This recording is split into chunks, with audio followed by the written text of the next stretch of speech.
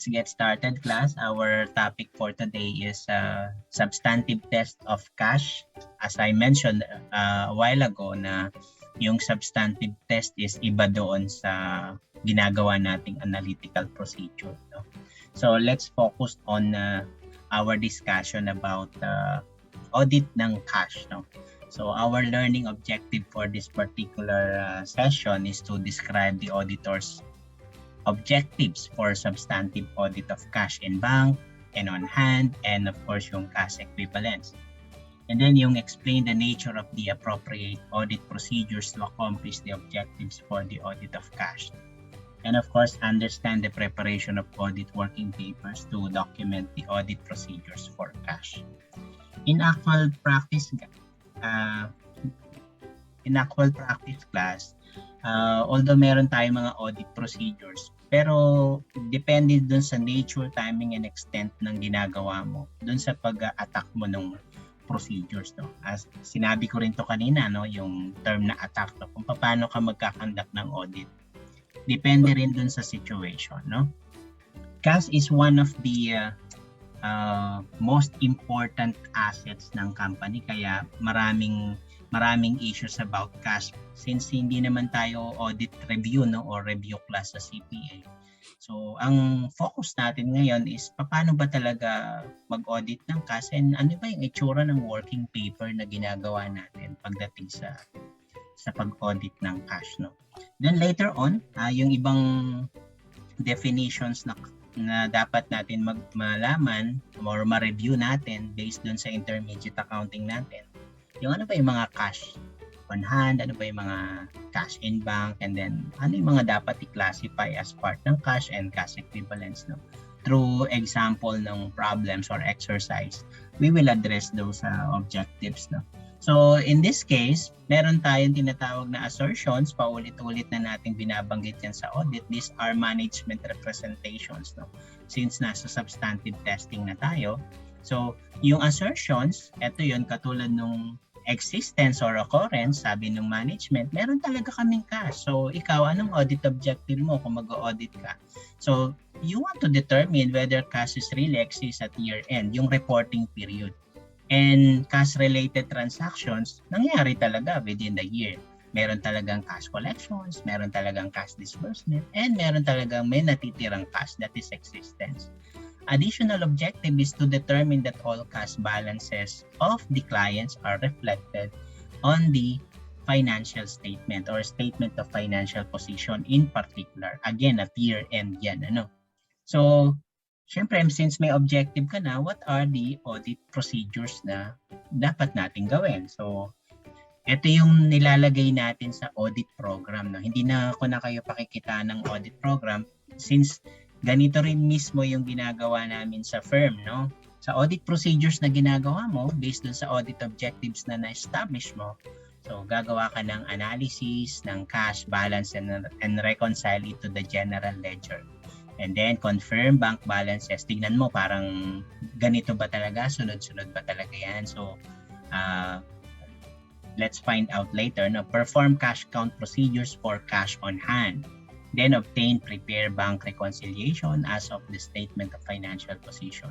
And then trace all transfers occurring between bank near year-end. Ginagawa kasi ng iba dyan, gusto nila maganda yung bank balances nila, yung cash in bank nila. Kaya naglalagay sila nagta-transfer sila ng transactions. And then another assertion is the completeness. So yung audit objectives mo is to determine whether all cash transactions are recorded in the proper accounting period. Ayan. And yung audit procedures mo dyan, ayan, ito, ina-apply natin yan, yung cut-off bank balance or bank statement containing transactions several days subsequent of financial position date. So kung ang year-end mo is December 31, hihingi ka pa rin ng bank statement galing sa bangko ng mga January at saka kung kaya mo pa February, no. Wala kang magiging problem kung nag-start ka ng audit kung this March, no. So most probably makakapagbigay ng bank statement na yung bangko ng January at saka February. So pwede mong gawin yung cut-off bank statement na yan. Yan technique na yan. Take note guys, ang auditor normally ang gumagawa ng proof of cash, no? Huwag mong ipapagawa ito sa client, no? Ang ginagawa ng client mostly is bank reconciliation. So number 8 is verify the client's cut-off of bank cash receipts and cash disbursements. Let's move on to another assertion, which is rights and obligation. Siyempre, kung ano yung nakalagay sa balance sheet mo na cash, sa'yo ba talaga yon? Yan yung objective mo. To determine if the cash balances are available for use. Kaya sa'yo ba talaga yan? Or may restrictions pala, no? Meron kasi mga payroll account, you cannot withdraw below the minimum balance. Merong ganun, ano? Of course, the audit procedures to be performed is to review bank statement and the bank replies to confirmation letter. May nangyayaring ganyan. Pagka nag-reply yung bangko, magugulat ka or you will be advised na yung palang cash na yun is restricted for withdrawal. Since hindi mo pwedeng i-withdraw yan, ang mangyayari is since hindi siya available, you might as well reclass the cash balance into other account, no, kung saan siya mas appropriate. And then valuation or allocation. So to determine if cash is recorded and presented at the proper amount, lalo na kapag ang cash mo ay yung bangkong pinagdidepositohan mo is under receivership na, no? Like ako before, no, meron akong account sa Ama Bank, no, tapos all of a sudden under receivership pala siya, no, hindi na ma-withdraw yung cash. Mabuti na lang hindi naman malaki yung nakalagay na ano dun. Until now hindi ko pa nakukuha yung pera dun sa nag-close na bank na yun, no? So, ang audit procedure mo is to verify existence of cash in bank under receivership. So, this is in addition to the foregoing procedure which will enable the auditor to verify proper valuation of cash, no? Yeah. So, and then the last one is presentation and disclosure. If there are restrictions, if there are compensating balance issues under receivership yung cash, so paano mo ipapresent yung cash mo sa financial statements, no? Dapat syempre in accordance with GAAP yan or applicable financial reporting framework, no? So you need to investigate any checks representing large or unusual payment to related parties. Baka nga naman may mga transfer to related parties ka. So hindi na cash lang ang affected dyan. So yung mga transactions mo under related party. Remember, there is a requirement sa mga disclosure ng related party, no? Hindi lang yung disclosure sa related party but yung transactions as well, no?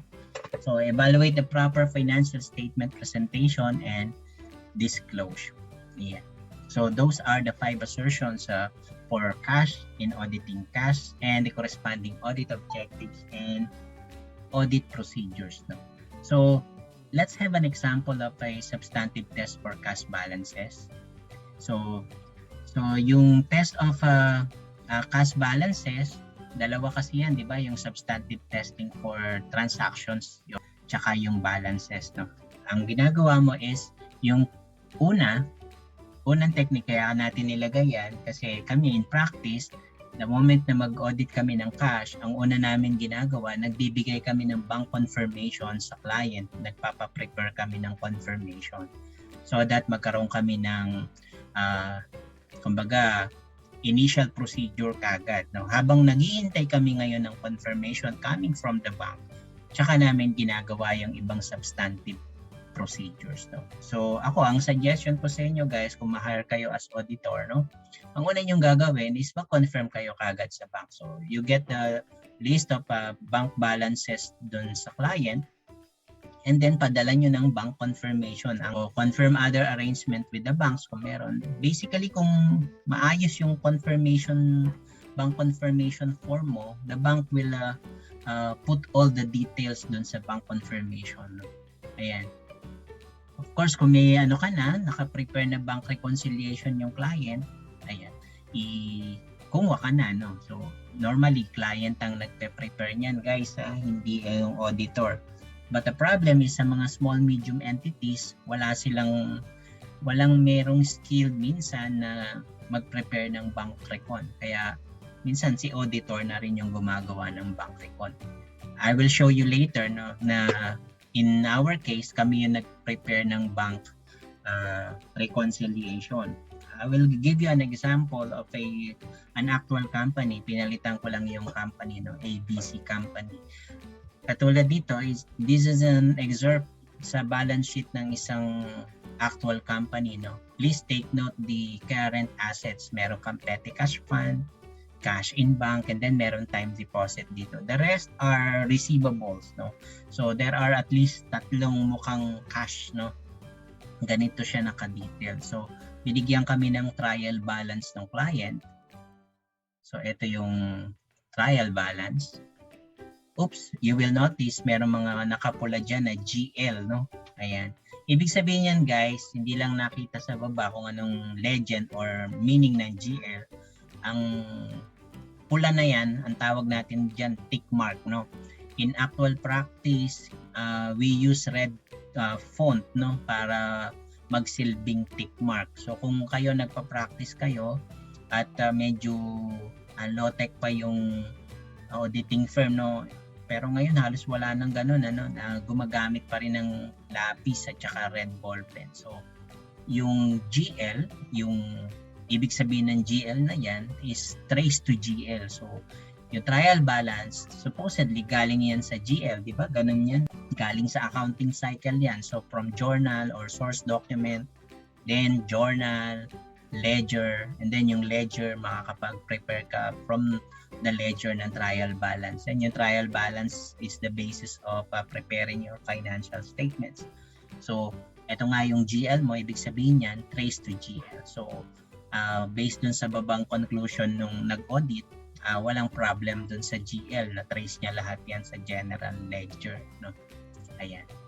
Next is from the general ledger, makakapag-prepare ka ng tinatawag na lead schedule. Yung lead schedule, mga kapatid, ay pinagsasama-sama mo yung mga... Bakit ganon? Yung time deposit wala po dyan. Kasi na-determine na namin yung time deposit is neither cash or cash equivalents, no? Short-term investments siya, kaya ang na-determine lang na cash dyan ay dalawa lang, yung petty cash fund and cash in bank. Take note, dun sa ledger mo or lead sched mo, meron kang last year or financial year ending balance, and then meron kang current year, no? Depende dun sa auditing firm na mapapasukan nyo, but in our case, we have this software kasi na nag-generate ng lead schedule. So medyo gumagamit kami ng software to prepare our lead schedule. Baka akala nyo kasi Excel lang yan, may pinanggalingan na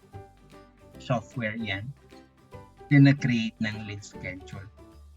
Take note, yung working paper reference is letter C. That is our page, no? Ang page namin sa cash is standard yan.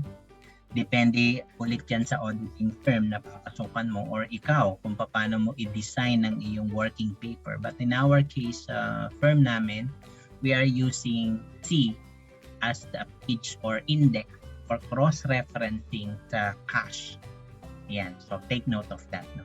Ano naman ibig sabihin uli ng GL? So yung GL, as mentioned earlier, is trace to GL, no? Hindi lang na isama dito yung tinatawag na waive of further audit procedure because the 5,000 for us based dun sa naset naming materiality is below materiality. So based dun sa first period natin, no, na discuss na natin yung materiality. So basically wala na kaming gagawing audit procedure dun sa 5,000 because immaterial yung amount based on our judgment, no. But we did further audit procedures dito sa cash in bank, no. In particular, it's a BPI account. So take note, meron siyang tinatawag na asterisk dyan at saka triangle. Yung triangle, parehong ano yan, parehong legend yan or tick mark, no. Yan. So ito yung tick mark, ibig sabihin nun, sent bank confirmation. And take note, February to yan, 2021 ginawa, no. So, yan din yung time na pinrepair ng audit assistant yung lead sched na to or ginawa niya ng procedure, no. If you will notice, here is the initial of the junior auditor and then Ito yung date kung kailan niya ginawa and yung time kung kailan niya natapos. Ayan. In my case, since ako yung nag-review ng kanyang working paper, ito siya. No? So, yung asterisk naman, meron siyang explanation dito. Cash in bank was adjusted after performing bank reconciliation. So, pinapapunta niya tayo dito sa page na C1 wherein nandito raw yung bank reconciliation. If you will notice, merong mga cross-referencing. Ibig sabihin nito galing sa page na to, tong 1729610 na yan, and itong 33732.99. No? Kaya ako kayo tinuturuan ng ganito because this is how it is being done, no, pagdating sa practice. So, lahat ng numero na kailangan ng may tamang cross-referencing, kina-cross-refer mo. Ayan, katulad nitong 33732.99. May pinanggalingan siyang page. That is page C1. Ayan. So, let's go now to page C1. Ano ba tong C1 na to? Ayan. Apparently, yung C1 pala, which is yung working paper reference yan, is the bank reconciliation. Ayan. As I mentioned earlier, since hindi nakapag-bank recon yung client, yung staff, kasi hindi marunong, so kami yung nag-conduct ng bank reconciliation. Ayan siya. Again, if you will notice, may GL na naman dito. And then ito, BS, ano to? Balance sheet. Punta tayo dun sa legend. BS is trace to bank statement pala. So hindi pala balance sheet. That is bank statement. So, agreed to bank confirmation. Meron na siyang sinabi dito, agreed to bank confirmation. Ibig sabihin, na-receive na niya yung confirmation galing sa bangko. No? Tignan natin yan mamaya. No? Again, meron na namang ikaw makikita asterisk dyan, 23732. Ano ibig sabihin? So yung mga legend, guys, or yung tick mark, meron silang iba-ibang ibig sabihin kahit pare-pareho yung ginagamit mong tick mark yung itsura, no? Kasi meron sila iba-ibang meaning depende dun sa page na gamit mo. So dito naman ang ibig sabihin ng asterisk niya is unrecorded cash advances for liquidation. Ayan. So may dalawang asterisk, meron kayo makikita diyan, dito niya in-explain, no? Ayan, makikita niya meron talagang ginagawang procedure sa pag-audit, no? In particular, ito nga yung cash, no? Ano naman tong alikot na to, yung at na to. So, ito yung explanation niya. Unrecorded amount which the classification is not yet determined. No? Ayan. Kaka-check. So, meron siya nakitang mga subject to adjustment. Ayan. And yung next page niya, yung sa pinakababa niya, nagkaroon siya ng proposed adjusting journal entries. Makikita niyo to, pahe. No? This is proposed adjusting journal entry. Ang nagbibigay nito yung auditor, no? So in this case, since first working paper niya yung cash, nilagay niya first adjusting entry. Later on kasi kapag lahat ng account, meron ka mga proposed adjusting entry, you summarize that, no? Nina-number mo yan. Then later on, nilalagyan mo ng working paper reference saan galing yung mga proposed adjusting journal entry. Yung entry mo for future cross-referencing or verification, no? Ayan siya. In this case, nagkaroon siya ng adjustment, nag-debit siya ng cash in bank which is 33732. And then based dun sa kanya mga examinations na yan, ito yung mga na-create niyang adjusting entries na other accounts, no? Ayan. So, ayan, simple as that. From the bank reconciliation, makakagawa ka ng proposed adjusting journal entry. Ngayon, ang question, if the client is the one who prepared the bank reconciliation, ang next question mo lang ngayon is, ito bang adjusted balance? Or ito bang unadjusted balance ang nasa GL? So, katulad nito, ang na-trace mo sa GL yung unadjusted balance, you need to take the adjusting entry. But based dun sa bank recon mo, nakita mo na trace mo sa GL ay ito mismong 1729. So i-check mo na lang kung yung adjusting entries niya ay appropriate. Otherwise, kung meron dapat i-reverse dun, i-reverse. So Yun lang naman ang pagkakaiba nung ikaw ang nag-prepare ng bank recon or yung client or yung management. Ano? Ayan siya. Bank confirmation na binigay nung bangko, yung BPI. Apparently, nasa Makati pala, no? Ayan. So, pinalitan ko lang na ABC company. Ayan. Si Lloyd at saka si Derek Rams yung authorized signatory. Take note, ito yung pinadala ng bangko. So, 1,794,820.52. Tali ba yan doon sa BL na binigay ng or bank statement na nakita mo sa bank statement? Ito yung nasa bank statement. Ayan, yung hiningi mo sa client yung bank statement. Ito yung nakita mo. Siyempre, huwag kang mag-expect pareho yung balance niyan doon sa per book kasi may mga timing difference. No? So, i-compare mo yung bank confirmation dun sa bank statement na na-receive mo from the client. So, 1,794,820.52. So, yan mismo yung nakita mo sa bank confirmation. So, walang masyadong problema. No? Kung may problema yan, kailangan i-resolve. No? Ayan. So, meron index yan. Minsan nilalagay nila yan si C2 or C1.1. That's how they put in our case si 1.1 yan, hindi nyo lang nakikita kasi sa screen. So ini-scan namin yan, kino-convert namin sa PDF file so that maging electronic file na siya. Yeah. That is the bank confirmation. So dalawa na yung audit procedure na ginawa mo, yung isa bank confirmation, yung isa bank reconciliation. So nag-examine ka na. So, I think napakita ko na to sa inyo before when I was practicing as individual. No? Napaka-importante ng bank confirmation because sometimes may mga na-unearth kang information coming from the bank na hindi dinidisclose sa'yo ng client. Katulad nitong time deposit na to. So sabi ng client 10,000 lang at saka 1 million lang yung laman nila sa bangko, no? And it also reflected sa kanilang GL, no? Ganun lang yung amount. But as soon as ma-receive ko yung bank confirmation, nakita ko may 2 million silang dineposit sa bangko, no? Yun, may Diyos nga yung accountant, or yung company. Ayaw nila mag-declare pero doon nila sa same bank dineposit, no?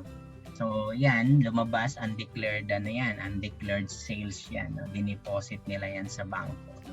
Ayan. Nag-earn na nga ng interest, yung 41,000. So kung ikaw makakita niyan, simple lang ang pwede mong gawin. You just debit cash in bank or time deposit or short-term investment and credit sales, no? Kung sales nga yung account, no? O kaya naman sasabihin ng management, ay ano yan inutang namin sa stockholders. So kung ikaw naman auditor na uto-uto, so ilalagay mo credit advances from stockholder, no? Kasi pahiram daw ng stockholder, no? But kung ano man yung nature ng amount na yan, so at least subject yan sa investigation, ano?